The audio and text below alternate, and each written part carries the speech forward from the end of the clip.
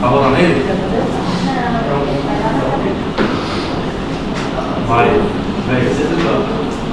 Agora eu tô certo aqui, esse cara tá mais pequenininho na panela, vai ser. Davi, que horas que é o treino hoje? 8 horas.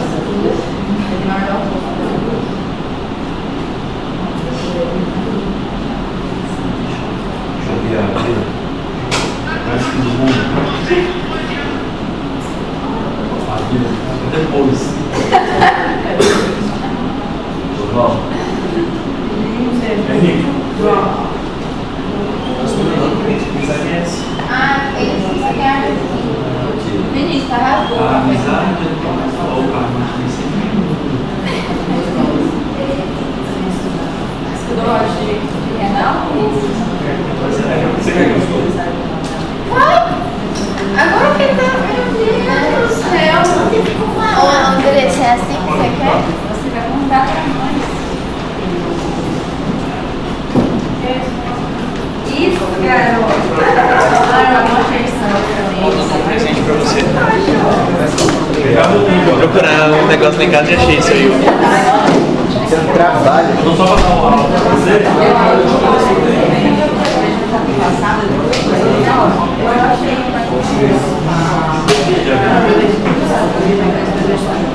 Bora começar? Manda mensagem pro povo, tá? Mas eu quero. Para hoje?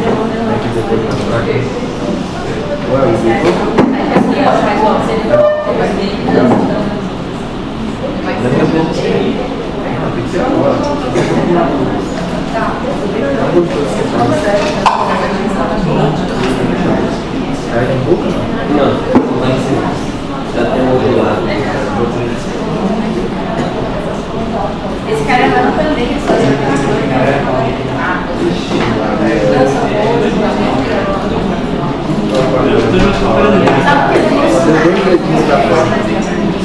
Você sempre que ele tem um livro também?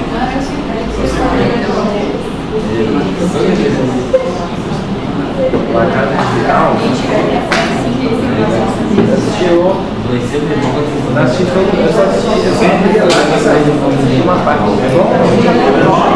Andressa, vai com o link, vai. Pra gente, nossa vaga. Tá bem obrigada. Vocês querem que nossa vaga Não é, não. se tivesse formado em agora Você vai dar o Andressa, pra quem É assim, vamos mudar. tinha um médico lá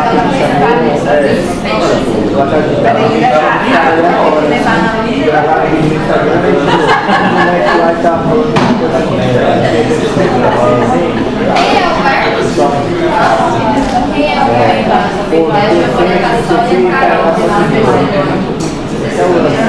mas não foram assim que a faculdade tipo assim, você começar a ver é que você não tem, você pode abrir, você a gente pode fazer. da América Latina. Ele foi fazer a América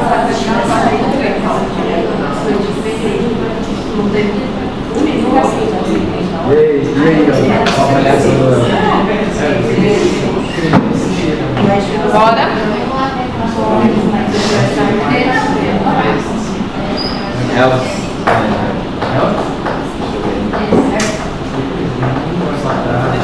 Nota suíça. Vocês estão comendo? Vocês querem que Espectro.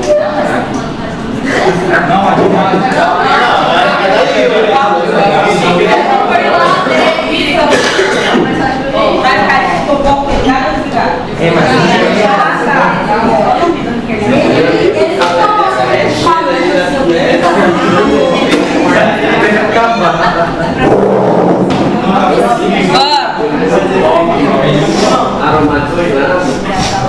Tá, vamos lá, gente.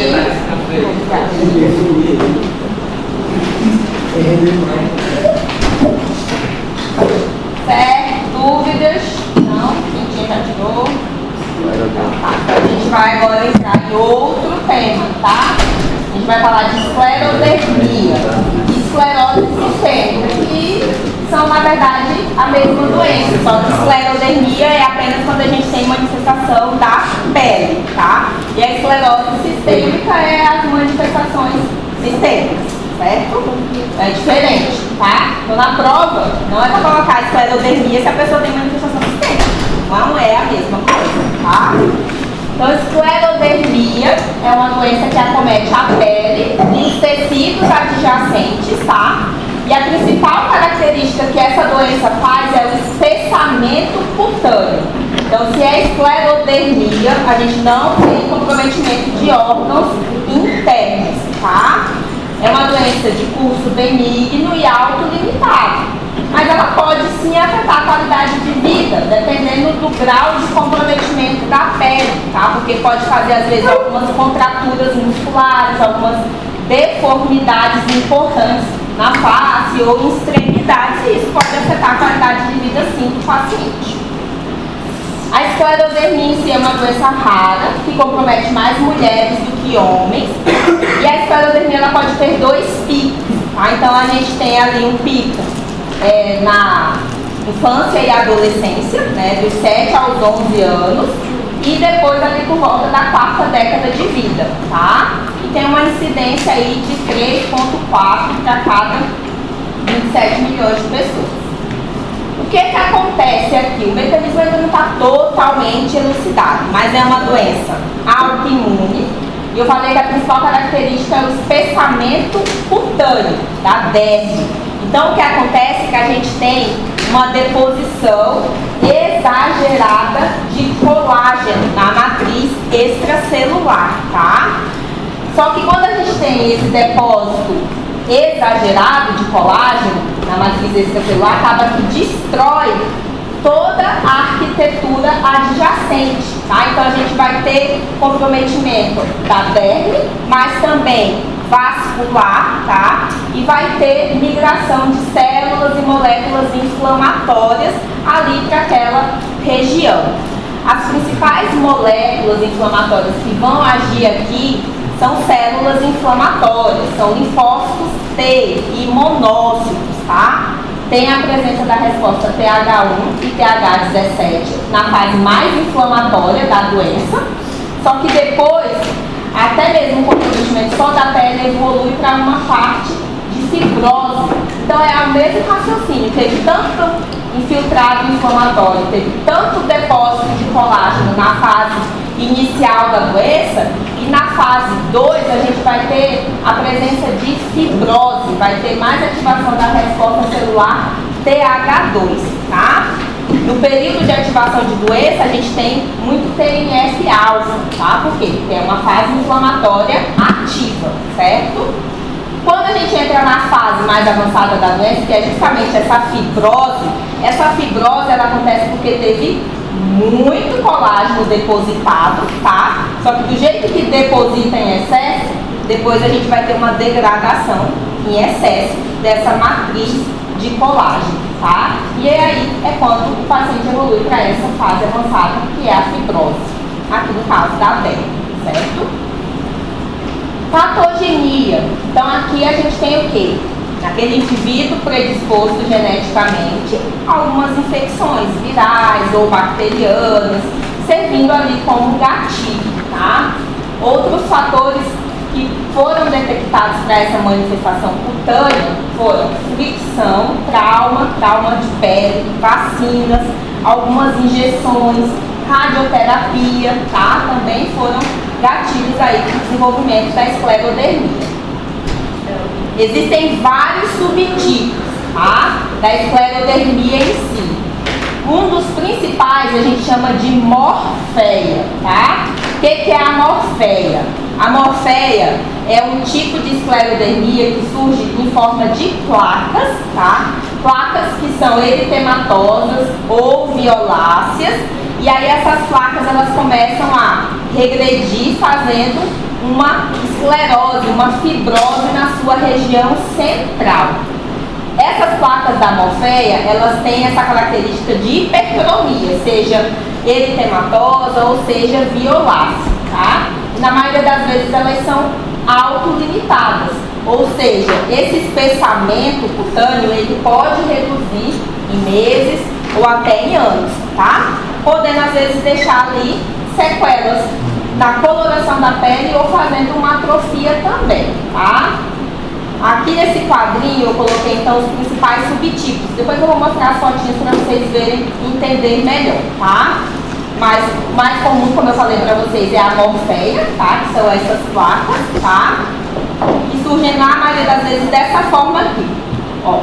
São placas que tem essa hipercromia, então o infiltrado eritematoso ou violáceo, tá? E aqui nessa da esquerda, a gente observa que já está tendo uma regressão e aqui no meio ela faz essa atrofia, tá? Na região central.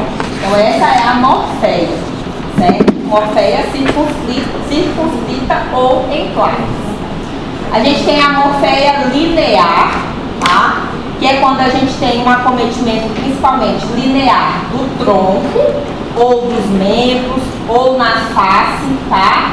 Aqui, quando a gente tem comprometimento da morfeia linear na face, na cabeça, a gente tem um nome, que é o golpe de sabre. Olha aqui na foto para vocês verem. Que é isso aqui, ó. Golpe de sabre, tá? Morfeia linear, tá vendo? Ó, é linear, uma placa linear hipercrômica. Isso aqui, quando a gente palpa, é super grosso, é espessado, porque tem muito colágeno. A gente não consegue fazer nem a prega, tá? É endurecido, certo? Então, a golpe de sabre é quando a gente atinge a face. E aqui, a gente pode ter, não é uma coisa só superficial. Às vezes, pode ter comprometimento mais profundo, tá? Pode atingir musculatura. E aí é quando às vezes faz essas contraturas importantes que podem deformar até a face, tá? E pode inclusive até atingir os ossos e as estruturas adjacentes.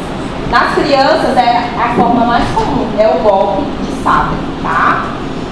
Tem a morfeia generalizada, que são várias placas que acabam ficando confluentes. Tem a morfeia pan-esclerótica, que é pan de acometimento de pele, subcutâneo, tecido muscular e ósseo, tá? E a forma mista, que é quando tem duas ou mais dessas aqui associadas. Então aqui também a fotinha novamente do golpe sabre e essa de Maria.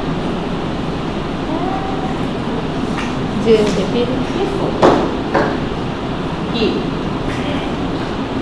essa aqui também é a linear, tá? Que fica no tronco ou nos membros.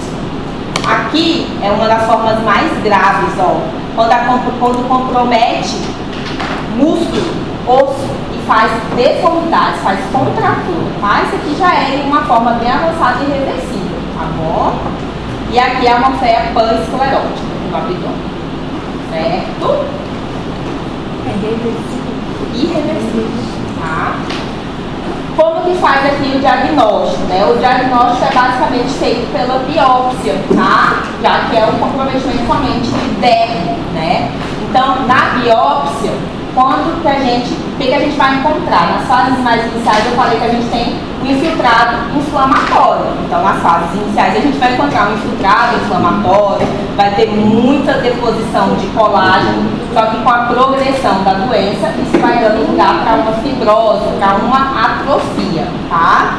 Às vezes pode ser necessário um exame de imagem, principalmente para averiguar se a gente tem comprometimento mais profundo, né? Então, quando eu tenho ali o golpe de sabre, por exemplo, a gente solicita uma TC de crânio ou uma ressonância de crânio para ver se tem comprometimento mais profundo ali na calota craniana, tá? Na atrofia hemifacial progressiva, que é aquela que eu mostrei para vocês que destruiu e fez aquela contratura importante, é importante saber que todas as estruturas adjacentes podem ser comprometidas. Então, a gente pode ter comprometimento dos ramos dos nervos cranianos, principalmente do trigêmeo também. Então, pode fazer uma neuropatia do trigêmeo como uma das complicações dessa contratura importante ali na hemifácie, tá? O diagnóstico, então, é o quê? É clínico e anatomopatológico. Aqui, eu não tenho aumento de provas inflamatórias na fase aguda, porque é uma doença somente localizada na derme. Também não tem alto anticorpos na maioria das vezes, tá? tratamento aqui principalmente quando a gente encontra ali as lesões com sinais de atividade, né? Então a gente quer evitar novas lesões, evitar com que essa atrofia evolua com essas deformidades e comprometa os tecidos mais profundos, tá? Então, o tratamento, na maioria das vezes, é feito com tratamento tópico, nos casos mais iniciais, quando a doença está bem, quando a lesão está muito infiltrada, a gente usa glicocorticoides tópicos. Podem ser utilizados os imunossupressores tópicos também, tá? E nos casos mais extensos pode ser feito até a fototerapia de forma auxiliar, tá? Tratamento com imunossupressor sistêmico, né? São indicados apenas nos casos avançados, então quando tem ali um comprometimento cutâneo progressivo, só o tratamento tópico não está segurando essa evolução. E aí os dois mais utilizados é o metotrexato e o micofenolato, tá? Certo? E aí a gente entra aqui no principal, que é a esclerose sistêmica, tá?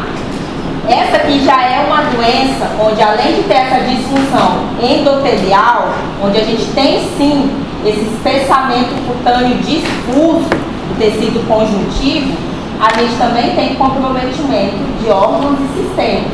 Então, na esclerose sistêmica tem comprometimento do tecido conjuntivo da pele, do sistema músculo-esquelético e de órgãos internos, principalmente coração, os rins, pulmões e trato gastrointestinal. Aqui eu tenho uma doença inflamatória sistêmica, tá? Vai ter fibrose, do jeito que acontece a fibrose na pele, a fibrose vai acometer os órgãos internos quando essa doença evolui também, tá?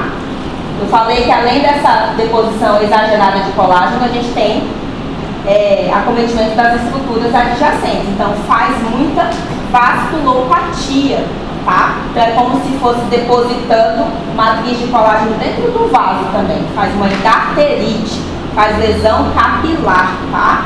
Então esse é o mecanismo aqui inflamatório na esclerose sistêmica, tá?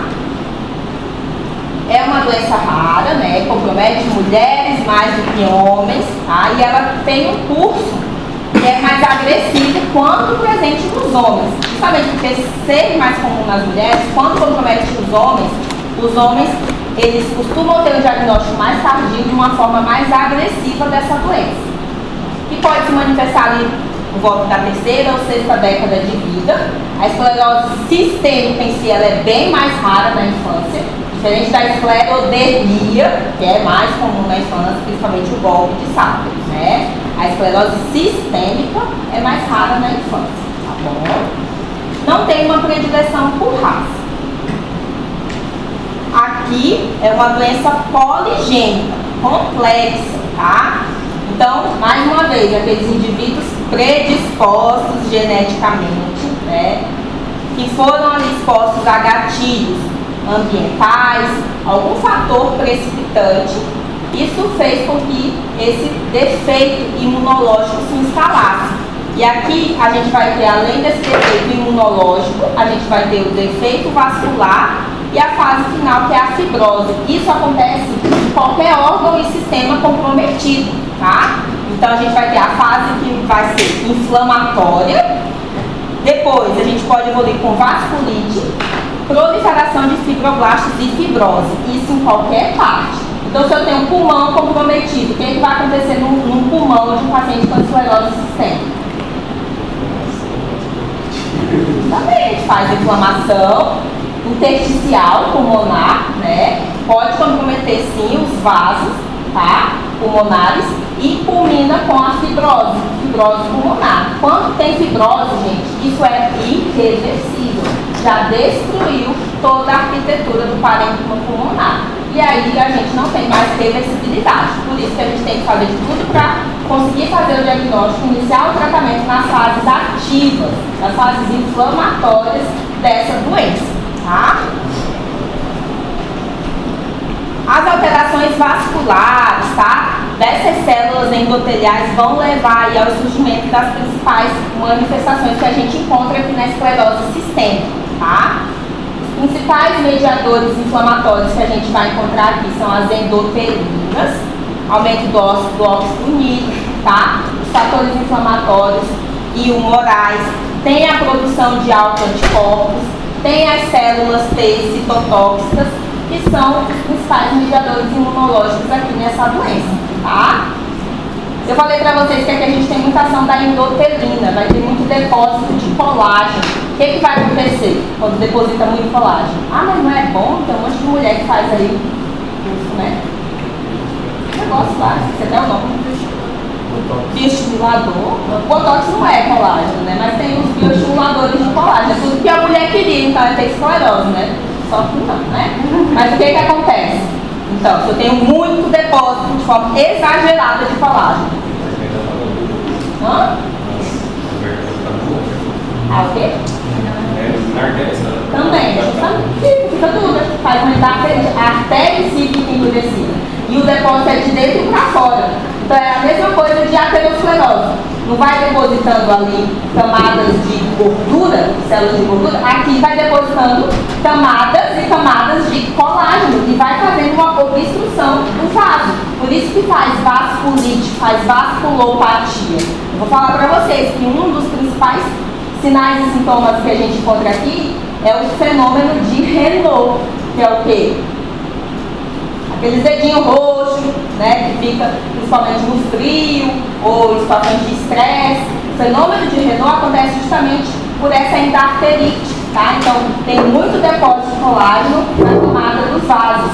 E aí, em determinadas situações, o vasinho vai lá e fecha, obstrui ainda mais e surge o fenômeno de Renault como uma dessas manifestações da esclerose sistêmica, tá? Só que não é só isso, né? Quando vai progredindo, primeiro o vaso inflama, e depois de tanto colágeno que deposita, isso vai levar a alta hipóxia, porque não vai ter fluxo, tá? Então a gente vai ter aí necrose tecidual como uma dessas complicações. Podem surgir feridinhas, úlceras na ponta dos dedos, necrose mesmo, por conta da progressão dessa necrose tecidual causada pela hipóxia, tá? E aí o que acontece? O nosso organismo vai tentar dar um jeito, fez hipóxia. O nosso organismo vai tentar promover angiogênese, tá? E vasculogênese. Vão surgir outros vasinhos para tentar reverter essa hipóxia. Então, uma outra coisa que a gente encontra muito nesses pacientes aqui são as telangiectasias, tá? É uma das manifestações aí cutâneas que a gente costuma observar nesses pacientes, tá? Como é uma doença imunomediada inflamatória, a gente costuma encontrar aumento das provas inflamatórias, a gente tem alguns autoanticorpos positivos, tá? Tudo isso contribuindo ainda mais para essa citotoxicidade endotelial, tá? O quadro clínico, então, ele é muito variável, tá? Dos sintomas iniciais, o que a gente mais observa, como eu falei, é o fenômeno de Renault, tá? O fenômeno de Renault, inclusive, pode se manter como um sinal clínico isolado por anos e anos antes da deflagração realmente dessa doença, tá? Outro sintoma bem comum e precoce que a gente encontra aqui é o refluxo gastroesofágico, tá? Eu falei para vocês que a gente tem comprometimento aqui de todo o tecido, de toda a derme, mas também de músculo, tá? Musculatura lisa. Por isso que a gente tem comprometimento também do trato gastroesofágico. Vai fazendo uma atrofia também. Então, o que esse paciente vai apresentar clinicamente, além de sintomas? Pessoal, pode dar um recado para tudo? Pode. Bom dia, pessoal. A gente faz parte do projeto de extensão Doutores da Palhaçaria e a gente veio convidar vocês para estar participando hoje de uma aula aberta que vai acontecer às 7h30.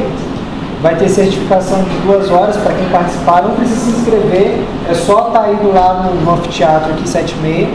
E eu sei que vocês vão falar, mas a gente não pode participar do projeto. É que vocês não vão participar, o 4º ano do internato não participam do projeto anual. Vão abrir projetos voluntários específicos, com certificação específicas, para o quarto ano e para o internato. Por exemplo, o Dia das Crianças, que são projetos maiores que a gente faz. E também terá dias do voluntariado. A gente pensou assim por causa da carga horária de vocês, que é grande, e do internato, que depende muito do preceptor. Então, vocês não vão ficar de fora do projeto, tá? Vocês vão estar assim dentro, só que de uma participação menos obrigatória do que vai ser para o pessoal do primeiro ao terceiro ano, que está ali de caráter voluntário. Entendeu? Então, conto com a participação de vocês. Vamos ter ali sorteios, tanto de dinheiro, de todas as atléticas. Conseguiram mandar material pra gente, dinheiro no Pix, R$250. Então, só para motivar vocês. Sem contar em vários outros links. Vários outros links. Beleza? Obrigado. Desculpa, Vocês são interesseiros, né, gente? Só né? Pô, mas não é gastar sorte. Que horas que é isso? Melhor que o Tigre. Não mexe com o tigre do cara. Então tá, vamos lá, gente. Então o fenômeno de Renault, como eu falei, é a manifestação mais precoce, tá? Inclusive, é um sintoma que a gente observou que está associado aí com a presença dos autoanticorpos, tá? E está ali na fase bem precoce da doença. O fenômeno de Renault que a gente observa aqui, nessas doenças, tá? Vai nos mostrar uma capilaroscopia anormal. Vou mostrar para vocês o que é essa capilaroscopia, tá? É um exame que dá para a gente avaliar se o fenômeno de Renault apresenta alterações patológicas. Até porque o fenômeno de Renault pode ser só um fenômeno de Renault isolado mesmo também, né? Mas na presença de um fenômeno de Renault com essa capilaroscopia alterada é um dos indícios aqui para a gente pensar no fenômeno de Renault imunomediado, tá bom? Então, a partir do momento que a gente levanta ali a hipótese diagnóstica de esclerose sistêmica, foram elaborados critérios que vão, sim, nos ajudar e nos guiar ali nesse diagnóstico, tá? Então, vamos entender um pouquinho dos principais sintomas aqui dessa doença. A gente costuma dividir a esclerose sistêmica em algumas fases e existem dois subtipos, tá? Então, vocês entendam bem esses dois subtipos aqui. Então, a gente tem a esclerose sistêmica na forma cutânea limitada e a esclerose sistêmica na sua forma cutânea difusa, tá? Então, a gente divide em duas formas de acordo com o comprometimento cutâneo. A forma cutânea limitada, gente, é o espessamento cutâneo limitado à região das extremidades dos membros e da face, tá? Então, se a extremidade dos membros é o quê? Do antebraço para cá, tá? Do joelho para baixo e face, tá bom? Por que é importante essa classificação? Porque cada forma costuma ter uma complicação mais específica e um anticorpo mais específico. Então, essa forma cutânea tem esse comprometimento cutâneo limitado, o anticorpo mais presente é o anticentrômetro, tá? E a principal complicação aqui é a hipertensão arterial pulmonar. É a principal manifestação esperada nesta forma, certo? Na forma cutânea difusa, o comprometimento cutâneo é difuso, então se estende para a região proximal também dos membros, tá? Compromete ali o tronco, o abdômen, tá? É um comprometimento cutâneo mais difuso. Aqui a gente tem de complicações mais graves, complicação de fibrose pulmonar, tá? Pode fazer fibrose miocárdica e pode fazer comprometimento renal, que é a crise renal esclerodérmica, tá? E o anticorpo mais presente aqui é o anti-SCL70 e o anti-RNA polimerase, tá? Então, é por isso que a gente divide nessas duas formas, até para a gente ver como que vai ser a evolução, o prognóstico e as principais complicações que a gente espera encontrar nesses pacientes. Tá bom? Certo? As manifestações cutâneas, de forma geral, independente se é o tipo cutâneo limitado ou cutâneo difuso, a gente costuma ter três fases. A primeira fase é a fase edematosa, que é aquela fase de muita inflamação. Então aqui a gente encontra um edema difuso das mãos, principalmente, e dos pés, tá? Esse edema aqui, gente, é um edema difuso, é diferente daquele edema inflamatório de uma artrite, que é localizada ali, por exemplo, na interfalangiana proximal, na metacarpofalangiana ou no punho. Aqui é difuso, a mão inchadona, é o edema depressível até, tá? Nessa fase a gente tem muita inflamação, então além do edema, fica com aquele aspecto mais avermelhado, com calor local, tá bom? Isso faz com que a gente, às vezes, nessa fase, sim, pense em outras hipóteses diagnósticas, como artrite, né? E como a doença mista do tecido conjuntivo, que nós vamos ver depois. Depois dessa fase inflamatória, que é a edematosa, a gente entra para uma fase endurativa.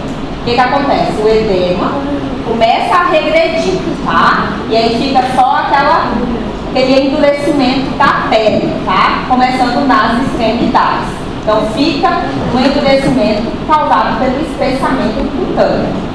E aí entra a última fase, que é a atrofia, tá?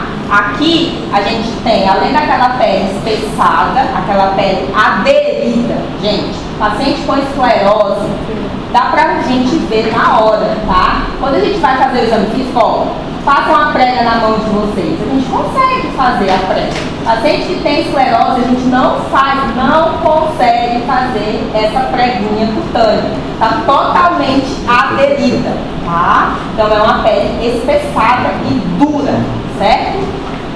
Aqui a gente já vai ter nessa fase atrófica, inclusive, algumas deformidades. O paciente com esclerose, ele pode fazer uma deformidade na face, ele faz uma face esclerodérmica.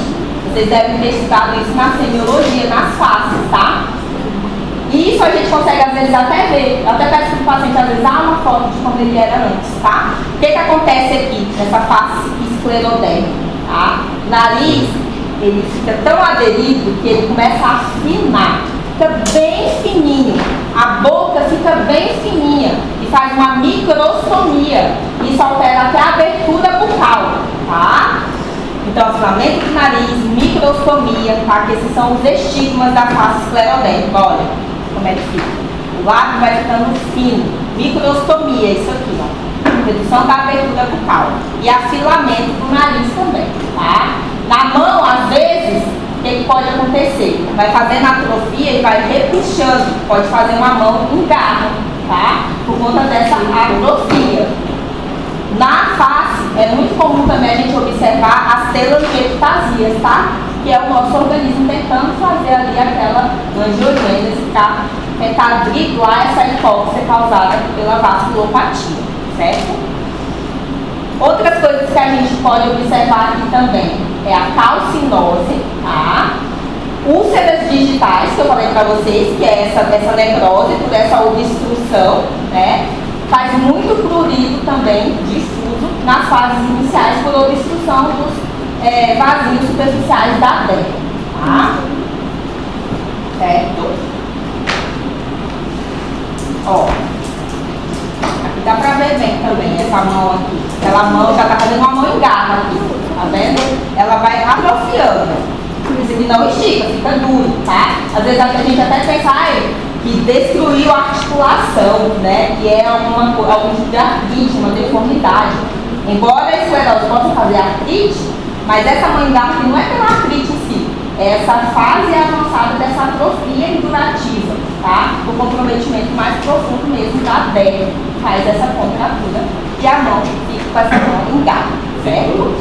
Oi? Tem dor? Tem dor. Tem dor. Aqui, ó, esses pontinhos é o depósito de cálcio, que é a calcinose, tá? Tá vendo aqui nesse braço um monte de pontinho branco?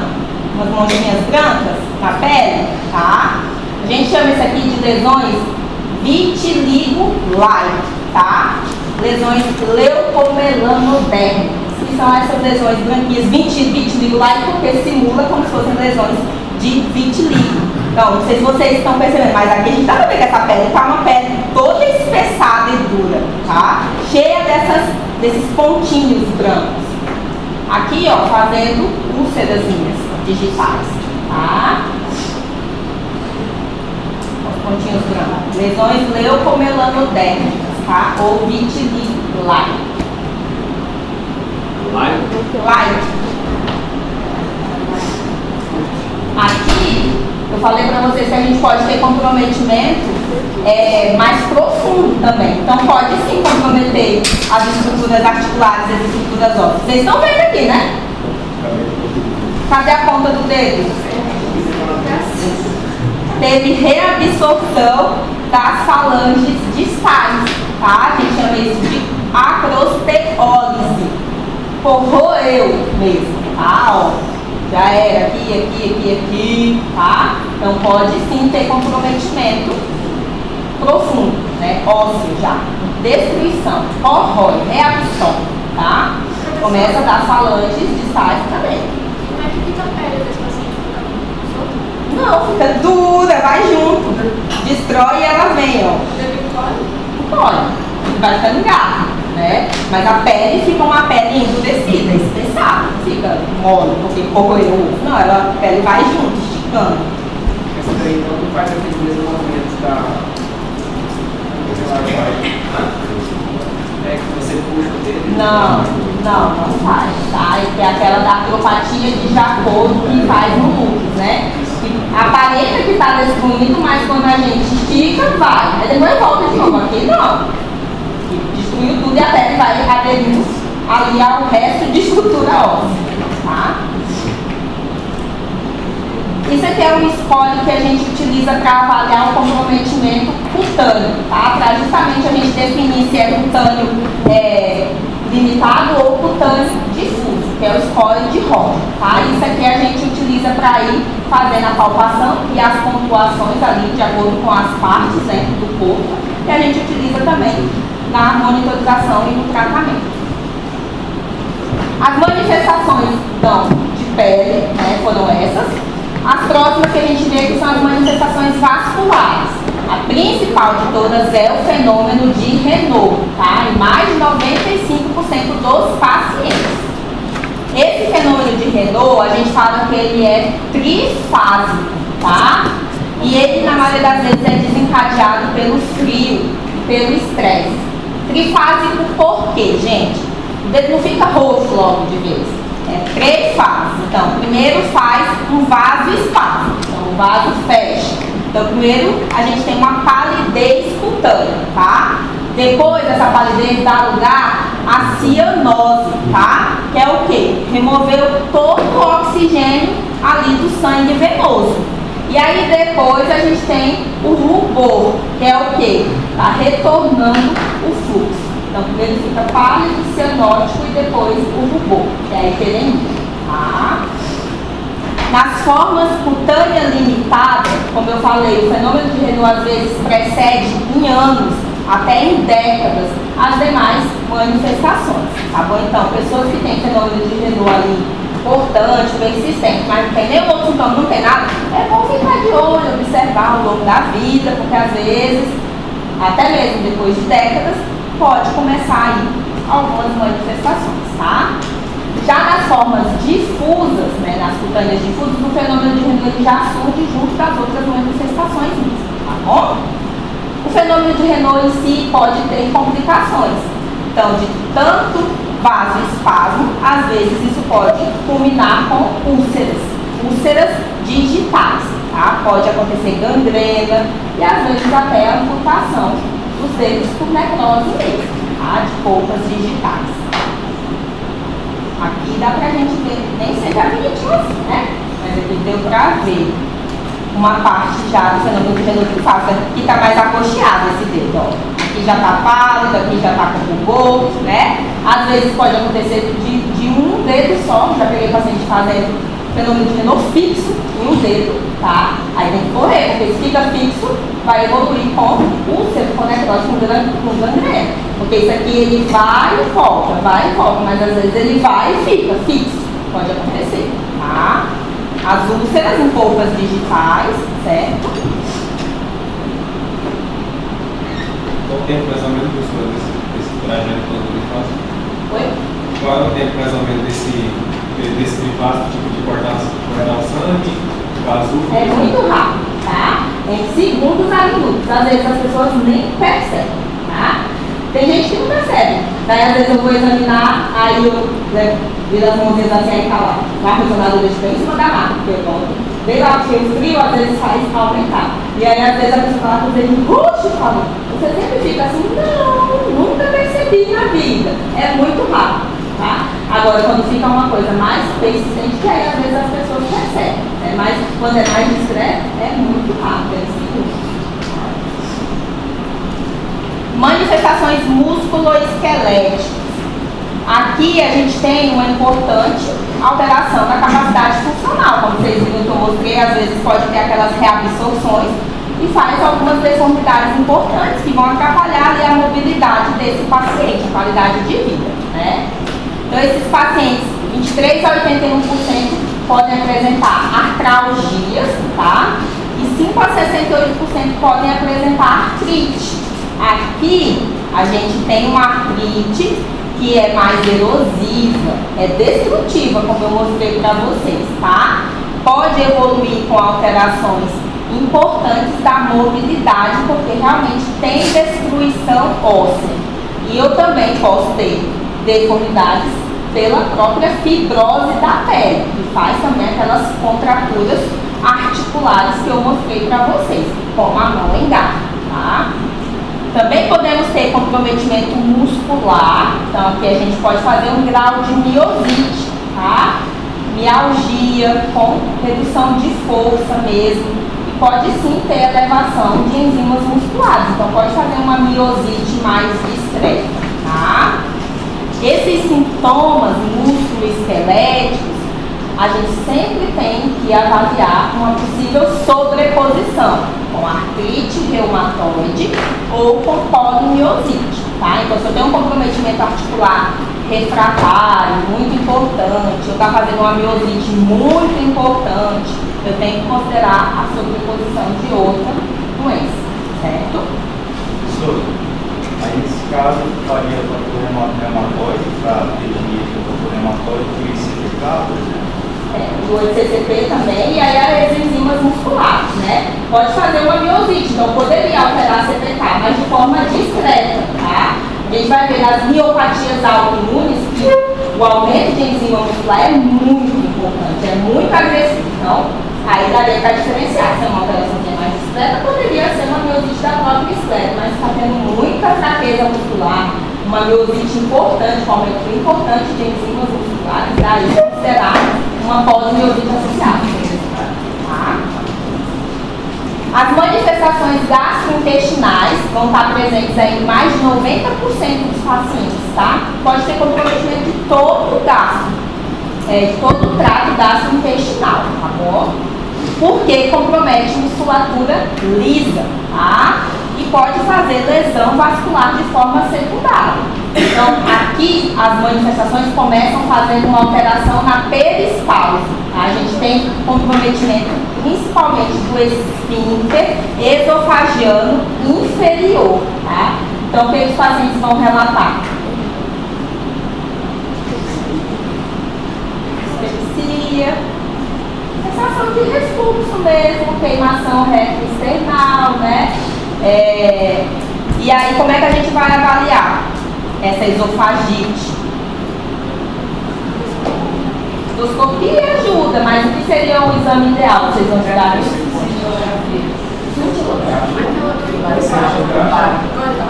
Manometria esofágica, né? Seria um dos principais para avaliar o esfíncter esofagiano inferior. Aqui no jogo, manometria esofágica. Vocês não ouviram falar desse exame? É um exame bem chatinho, tá? Ele vai fazendo uma medição em 24 horas também. Fica tipo um ductozinho lá no esôfago, tá? Aqui a gente tem que lembrar que esse refluxo, porque o esfíncter esofagiano inferior ele vai estar insuficiente. Então a gente vai ter toda hora o refluxo do líquido, do ácido clorídrico. Esse paciente pode evoluir com uma metaplasia de Barrett também, tá bom? É uma das complicações aqui dessa esofagite presente nesses pacientes. Como é que ela foi usando, professora? Manometria esofágica. desenvolvimentos gastrointestinais são menos frequentes do que o esofágico, tá? Mas podem acontecer também. Então pode fazer uma síndrome disabsortiva, pode acontecer um supercrescimento bacteriano, dispepsia, né? E outras manifestações aí, trato gastrointestinal, mas o principal é esofágico. Aqui nessa imagem dá para ver bem, ó, a estenose. Estão vendo? Aqui injetou contraste, ó, para ver bem. Aqui passou a fase do contraste. Aqui, ó, está totalmente estenosado. A pessoa, além de ter a sensação de dispepsia, de queimação, aqui nessa fase ela já tem o quê? Engasgos muito frequentes. Engasgo até para líquidos, tá? Então começa com uma disfagia para sólidos. Depois, nessa fase aqui, até para líquidos. Tá bom? Seria diagnóstico diferencial para caralho? Faz diagnóstico diferencial para caralho. Tá? Manifestações pulmonares, né, são muito comuns. Às vezes a gente pode ter pacientes até mesmo assintomáticos. Então, 90% desses pacientes são assintomáticos. Isso faz com que, a partir do momento que a gente tem um diagnóstico de esclerose sistêmica, mesmo na ausência de sintomas pulmonares, de sintomas respiratórios, a gente faça exames de rastreio, tá? Então, faz parte dos exames de acompanhamento desses pacientes, tomografia de tórax anual, espirometria anual também, tá? E uma endoscopia também anual, tá? Aqui no comprometimento pulmonar, principalmente a gente quer pegar esse paciente nas fases mais precoces, né? Para evitar a progressão para a fibrose pulmonar, tá? Porque hoje em dia as manifestações pulmonares é a principal causa de morte nos pacientes com esclerose sistêmica, tá? Tem uma sobrevida em 10 anos aí de 29% a 69%. Na esclerose sistêmica difusa, principalmente, na difusa eu falei, que é quando a gente tem mais complicação intersticial pulmonar, faz doença pulmonar intersticial, tá? Com associação desse anticorpo. Esse antitopoisomerase 1 é a mesma coisa que anti-SCL71. Anotem aí. Ó, aqui está escrito antitopoisomerase 1, que é o da esclerose sistêmica difusa. E aqui nesse slide, ó, cadê? Aqui eu coloquei que a forma cutânea difusa, os anticorpos predominantes são esse anti-SCL70. É a mesma coisa que antitopoisomerase 1. Tá? É o mesmo, anti-SCL70 e antitopoisomerase 1, é a mesma coisa. Que é o da forma cutânea difusa, que é o que mais faz doença pulmonar intersticial. Certo? Aqui, na forma difusa, a gente tem que lembrar do comprometimento intersticial pulmonar, que rapidamente pode evoluir para uma fibrose pulmonar. E pode fazer também fibrose cardíaca e a crise renal esclerotémica.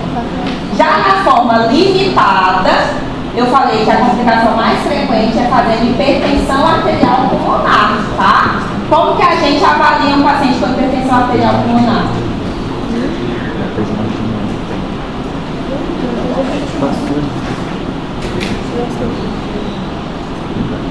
De forma indireta, a gente consegue fazer essa mensuração da pressão na artéria pulmonar, ela sai da onde?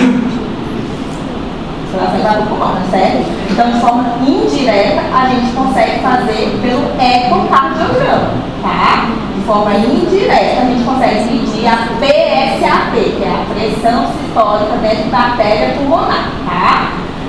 Mas a forma mais fidedigna seria fazendo um cateterismo cardíaco direito, tá? Que é onde iria o catéter lá de forma direta na artéria pulmonar. Só que aí esse é mais invasivo, né? A gente não consegue tão fácil no nosso estado fazer o cateterismo direito para medir a artéria, só a pressão da artéria pulmonar, mas seria o mais fidedigno. De forma indireta, a gente mede pelo ecocardiograma, que é um outro exame que a gente faz anualmente nesse paciente. Tá? Certo? E o anticorpo aqui, como eu já falei, é o anticentron. Tá? Quando a gente tem comprometimento pulmonar intersticial, então a gente tem aí mais associação com a forma cutânea difusa, como eu falei para vocês. No começo, o paciente pode até ser assintomático, mas ele começa a evoluir com uma dispneia que é progressiva, começa aos esforços, depois já está aos mínimos, né? Vai ter tosse seca, às vezes vai ter dor pleurítica, tá? A tomografia é o exame de imagem mais sensível.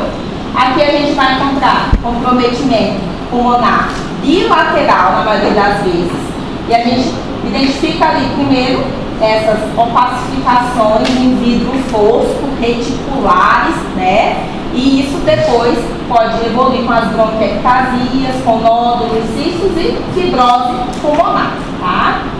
Espirometria é um outro exame que a gente solicita para avaliar a função pulmonar, tá? Então a gente avalia principalmente a capacidade vital forçada nesses pacientes com esclero. E às vezes eles podem ter alguma lesão pulmonar já intersticial discreta, mas já tem alteração na capacidade funcional do pulmão. E isso a gente consegue avaliar melhor com a espirometria, que também tem que ser anualmente, tá?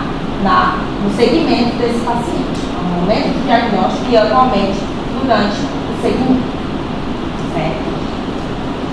A hipertensão arterial pulmonar, como eu falei, ela é mais presente na forma cutânea limitada, tá? Tem associação com o anticentrómero.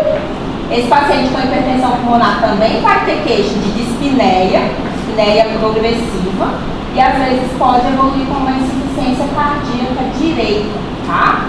O ecocardiograma é o exame de screening que a gente fala. A gente mede a pressão de artéria pulmonar, que é o PSA, tá?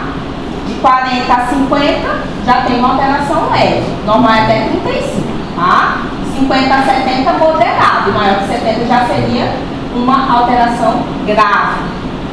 A melhor forma seria fazer o cateterismo cardíaco direito, que seria o ideal para mensurar essa pressão, tá? Mas a gente pode solicitar o eco como estudo, certo?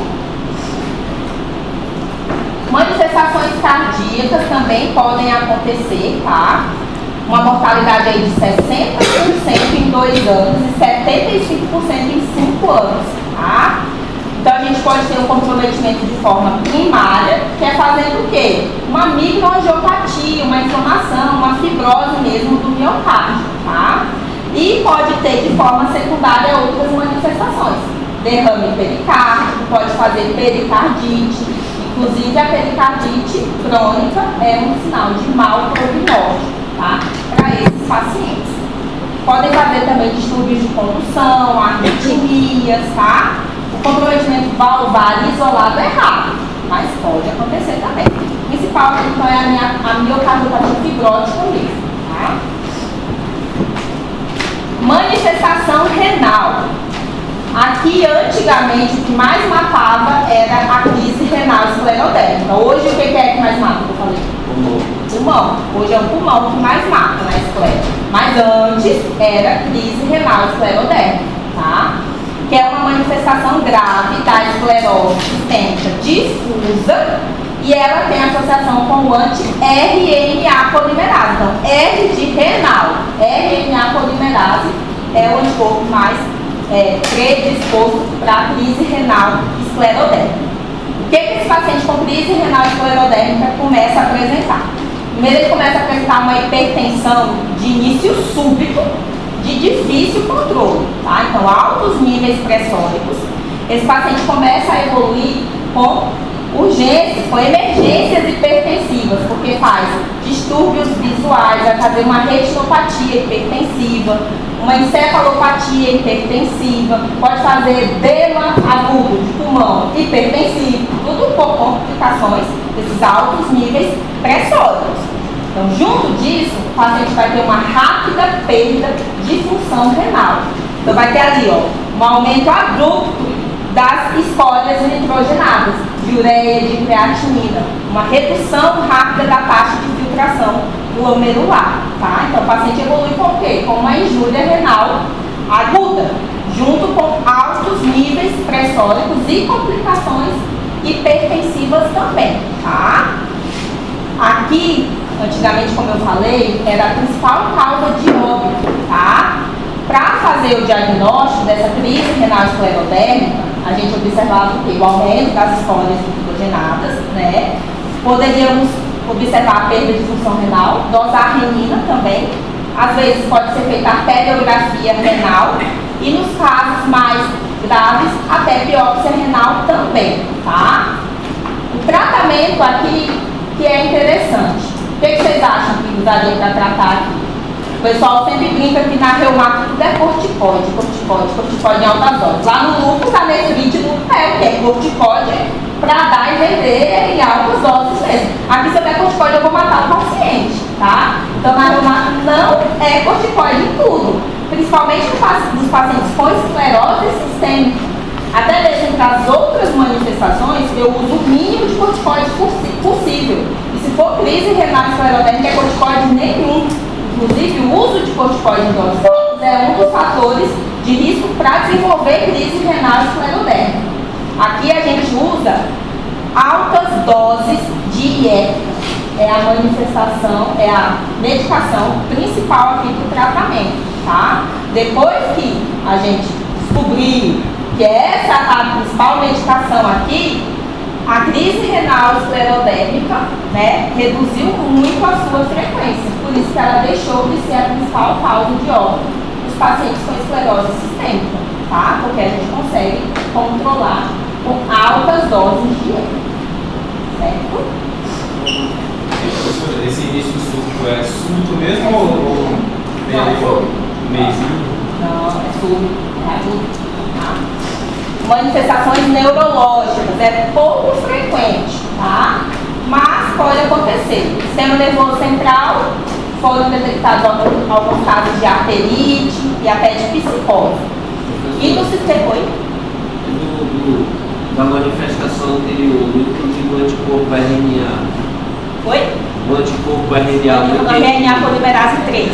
Ele aparece no caso? Não. A positividade dele está relacionado com o aumento do risco de crise renal esclerodérmica. É tipo no lúpus, o anti-DNA que aumenta o risco de nefrite lúpica.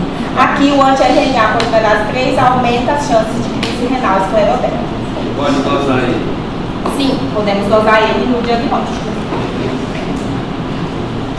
Sistema nervoso periférico também pode ser comprometido, pode fazer uma neuropatia periférica ou uma neuropatia trigeminal ou mononeurite múltipla, tá?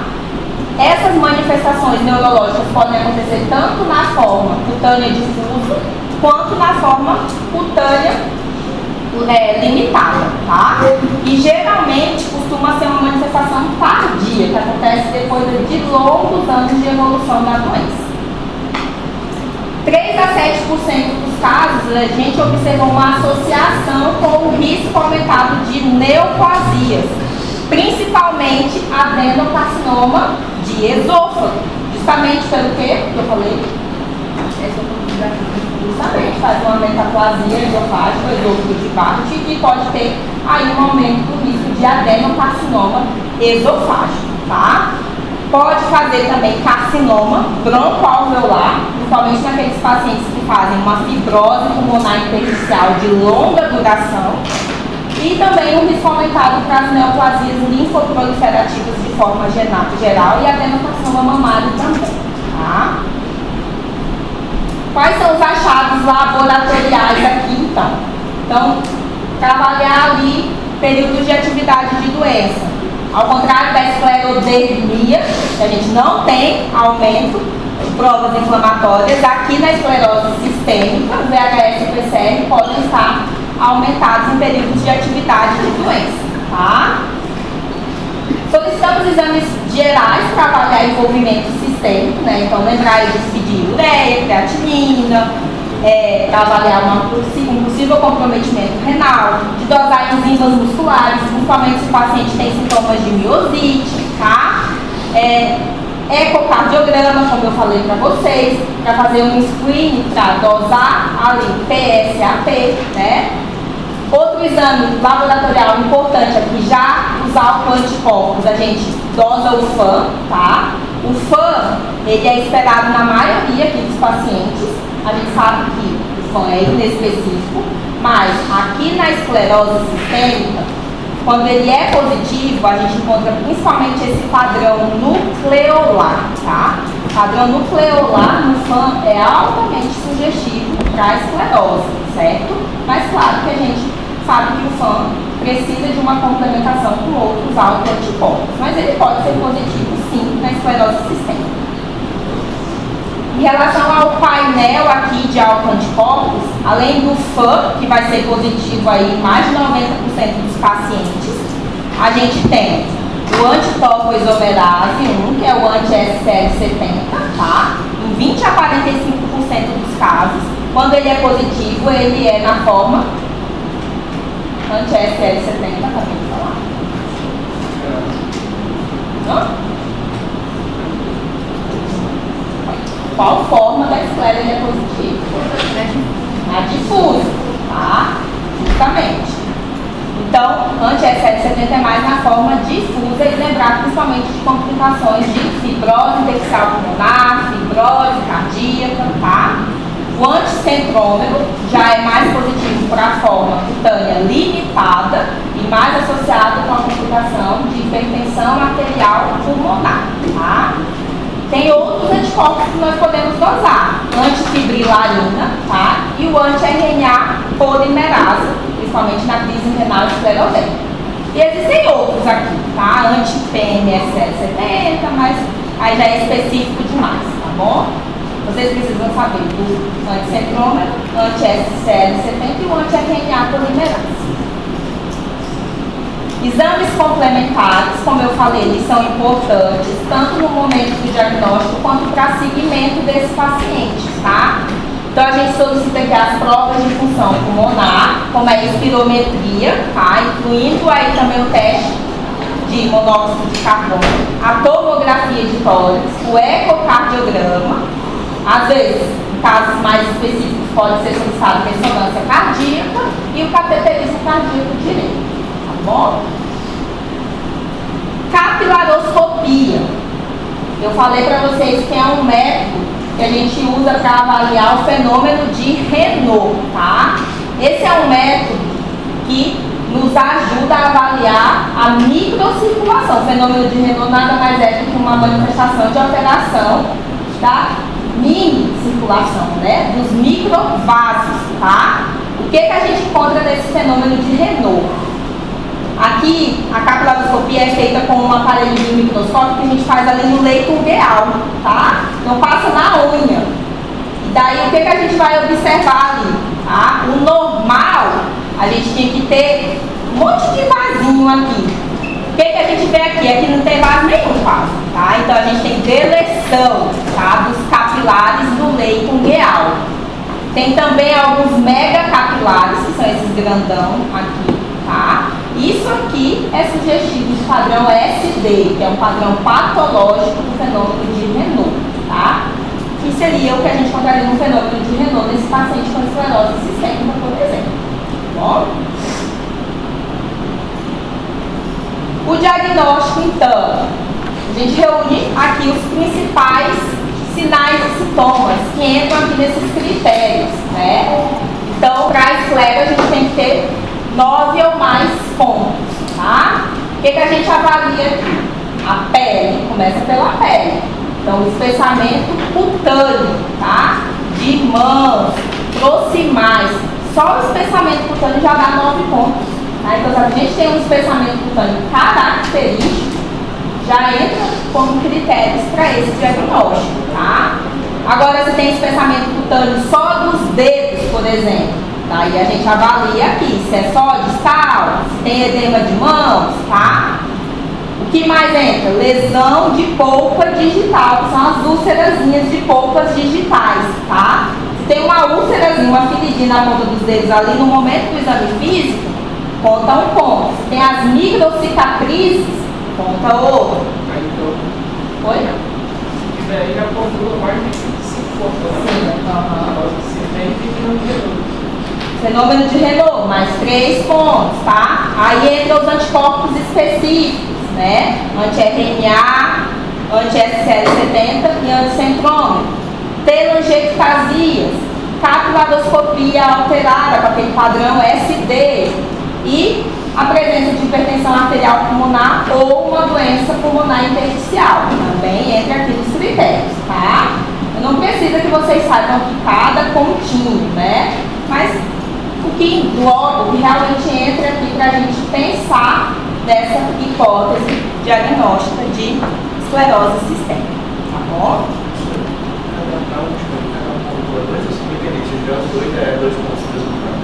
Não, cada um, tá? Mas eu só pontuo um de cada categoria, tá bom? É igual aqui, ó. Ou úlcera ou microcicatriz, só pontua um, tá? O maior, tá? Certo? E o tratamento vai depender das manifestações, né? Cada paciente apresenta um fenótipo, tá? E depende do momento que eu vou fazer o diagnóstico. Se vai ser na fase mais inflamatória, se tem manifestações mais vasculares, ou se já estou na fase fibrótica, tá? Então, o tratamento vai mudar de acordo com cada paciente, certo? Basicamente, se eu tenho o fenômeno de Renault, que é um dos sintomas aqui presente em mais de 90% dos casos, a principal medicação que a gente trata fenômeno de Renault são com os bloqueadores dos canais de cálcio, tá? Então, nifedipino e amlodipino, ou amlodipino, são as nossas duas principais medicações aqui para tratar fenômeno de Renault, tá bom? Aqui também entra os inibidores da 5-fosfodiesterase, qual que é? O que é um inibidor de 5-fosfodiesterase? Que remédio é esse?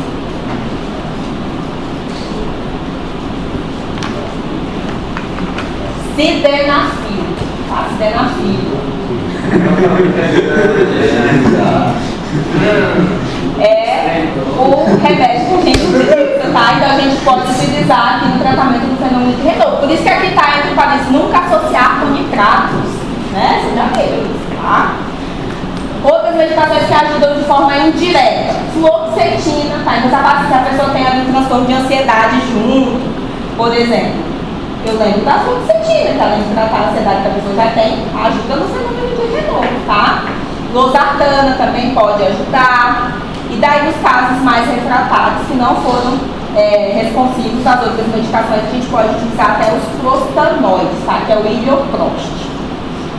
Úlceras digitais, basicamente as mesmas medicações do fenômeno de Renault, tá?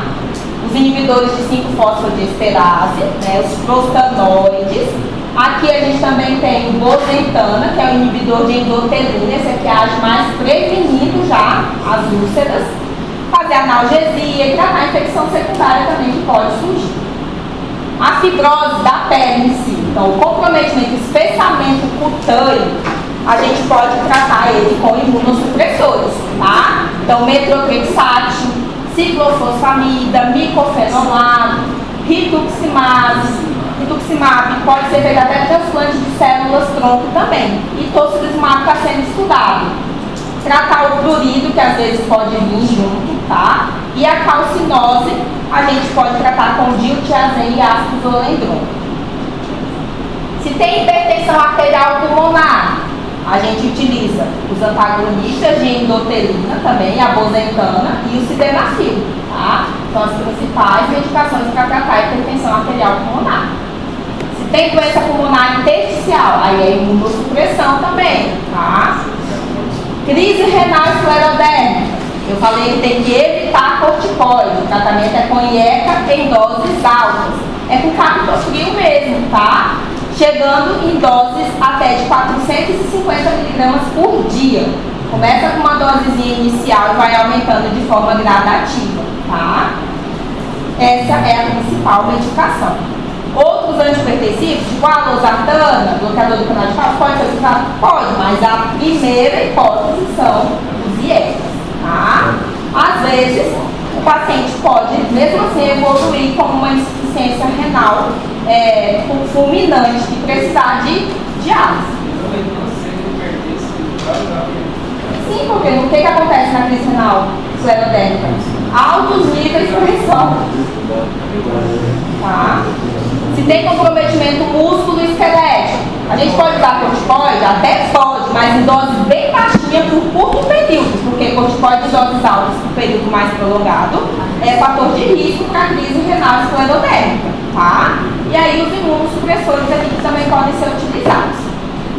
Gastrointestinal, se tem comprometimento gastrointestinal, a gente vai tratar o refluxo. Então, se tem doença por refluxo, eu deixo inibidor de bomba de prótons, os procinéticos, tá? As cirurgias podem ser feitas nos casos refratários, quando tem uma estenose muito importante, como aquela que estamos vendo na imagem para vocês, tá?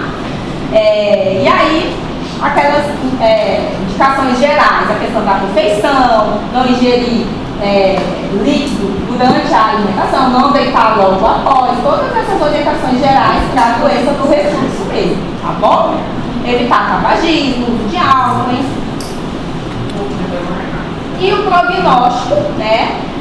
Depois que a gente descobriu como tratar a crise renal esclerotérmica, o prognóstico melhorou, tá bom? Porque a gente evoluiu no tratamento, tá? Entendeu melhor essa doença e a questão do diagnóstico precoce também, né?